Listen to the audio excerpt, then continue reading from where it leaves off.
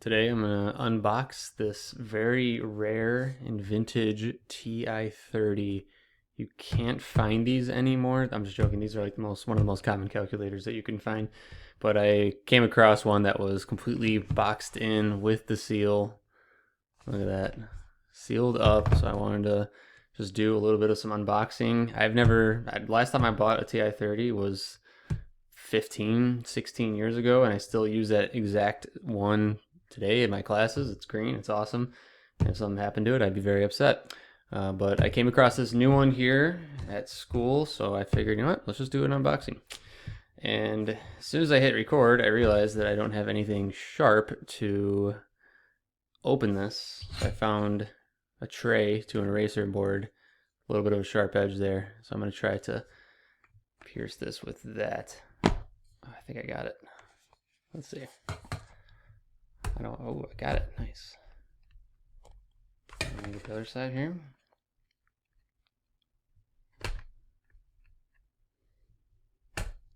Should have thought ahead, but I didn't. Okay, I got it. All right. So before we take a look, this is TI-30. This is a great calculator. This is one of my favorite calculators, probably my favorite calculator. I started using the TI-30 when I was in a master's program. I used a TI-30 in undergrad, but I really got used to using a TI-30 in a master's program because we were only allowed to use TI-30s in some classes. We couldn't use TI-8384, so I got really good at knowing the inside and outs of this calculator. So on the back here, they have the features of the calculator compared to the other versions, but it's got everything you'd possibly need. Like the features that it doesn't have is stuff that you don't need, like math print, textbook display, like you don't need that. XY tables, like I think is actually pretty useful. So that's one miss, but there is a way to do tables in here where you could get by without it. And then step-by-step fraction simplification, which you don't really absolutely need it, but this calculator gets the job done. So let's take a look at what's inside. Let's open it up.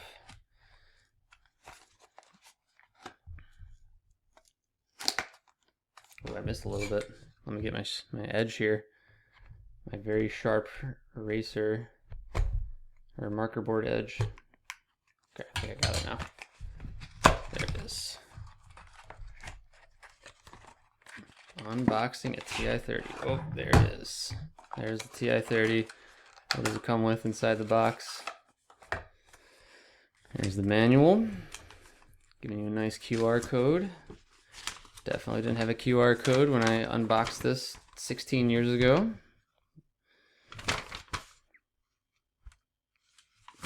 Some warnings. Don't eat batteries. Good to know. Okay, so here is the brand new, completely out of the box, fresh TI-30 blue one. Ooh, whoa. Look at that. Hold on, let's take a look at the box. There's nothing else in there. There's usually a little insert here that has like shortcuts and little hints about what the calculator does. So I'm curious to know, now that the year is 2026, if you have to like go online through this QR code in order to access like the actual instructions that usually comes in here. Man, that's crazy. Yeah,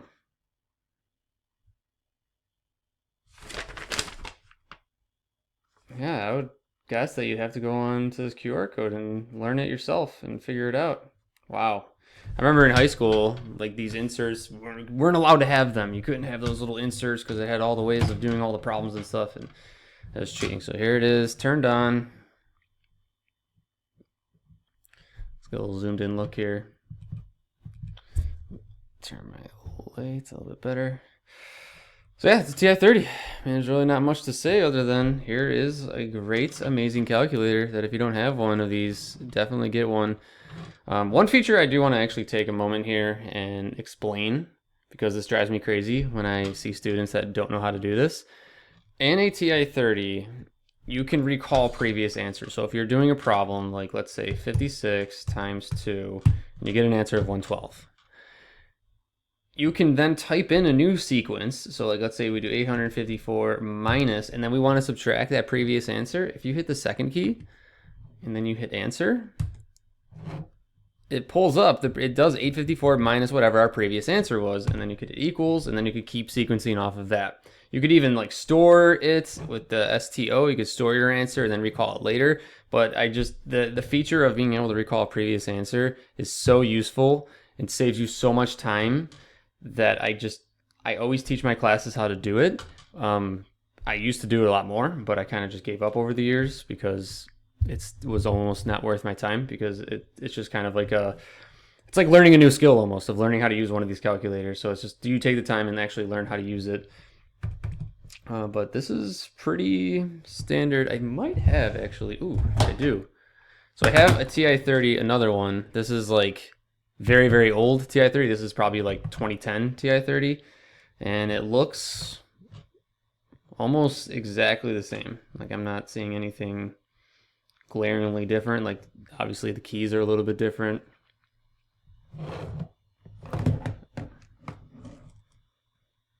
Back looks pretty same. Yeah, but other than that, it looks pretty much the same.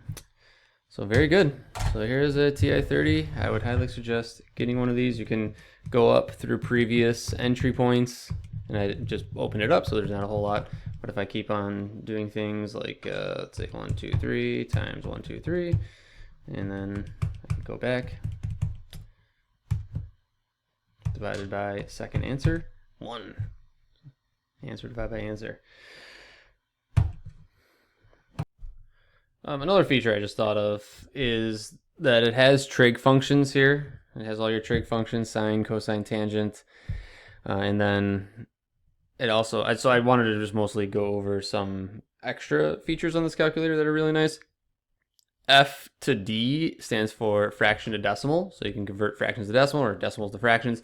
And it also has mixed fraction to improper or improper to mixed, and then this button will, if you just click that button, it will convert it to a mixed fraction. Like, there's a way you could write in mixed fractions, but I typically will just use that second and then hit that button, and it converts your mixed to improper, improper to mixed, or fraction to decimal, decimal to fraction. But you want to make sure you're clicking the second key, because the second key means you're accessing all of these operations in blue above the actual key.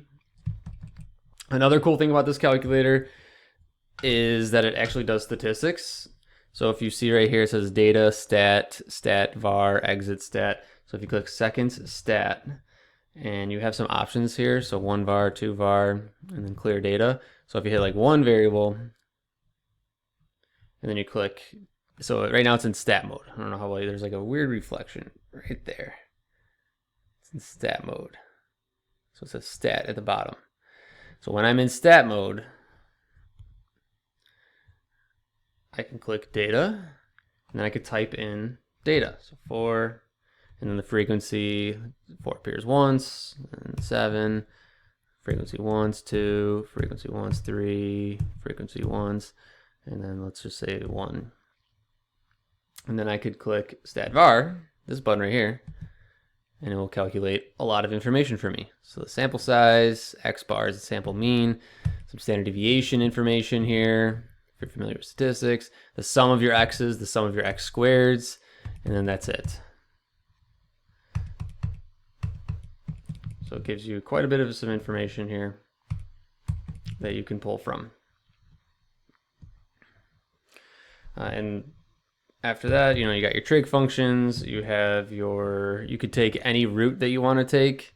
So if you want to take like a 7th root of something, so I hit 7, then I hit second key, and then I hit that key. Let me zoom that in a little bit. See how there's like a root with an X above it? That means you're taking the Xth root. So I hit 7, and then I hit that key. I hit second, and then I hit that key. So I'm taking the 7th root of 856, which is 2.62, which I knew that before I even clicked enter. I didn't know that, I'm kidding. But so that's a cool feature. Recall. What else? Got percentage. Oh, the parentheses. I always tell my students about the parentheses feature. Like if you're doing some fraction work or order of operation. So if you're doing like 8 times 2 plus 8 times 9 minus 15, something like that, where you want to use your parentheses, and so the order of operations don't get messed up. You just use those parentheses there. I'm always encouraging the use of parentheses constantly. I'm pretty annoying about it, to be honest. This calculator also has probability functions. So PRB is probability. So it has, it has permutations, NPR, combinations, NCR, and then it has a factorial, and then it has random number compared to random integer. And then it cycles back. So I want to just look at random number compared to random integer. So rand, R-A-N-D, if I take a random number, man, I haven't done this forever actually. I shouldn't have done this on the spot. I think I just do 1 and then like comma 10. So a random number between 1 and 10, but since it's rand, R-A-N-D, it's going to give me, like, put probably a decimal value. It'll give me like 3.4 or something like that. Syntax error. Oh no, I don't remember the steps. Oh wait. Random number between 1 and 10, and then I think I gotta do comma, like one number maybe? One number between 1 and 10. Shoot.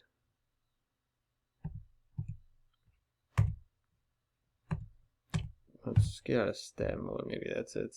Let's try random integer between 1 and 10.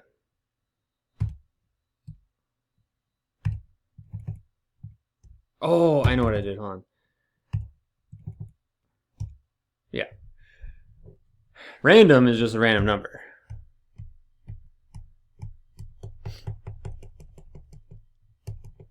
Random decimal. And then if I do random integer, then I got to do between 1 and 10. So then I get numbers between 1 and 10. But just clicking random will just give me random values. I thought there was a way where I could do it between like a value and get like numbers like 2.5, but I guess not, because it just gives you decimals. But pretty cool. Factorial, useful. So 8 factorial, let's do 3 factorial. 3 factorial is going to be 3 times 2 times 1, so you should get 6. Let's check it out. 6, there it is. Probability. All right, well, that was an unboxing of the TI-30. Very cool calculator.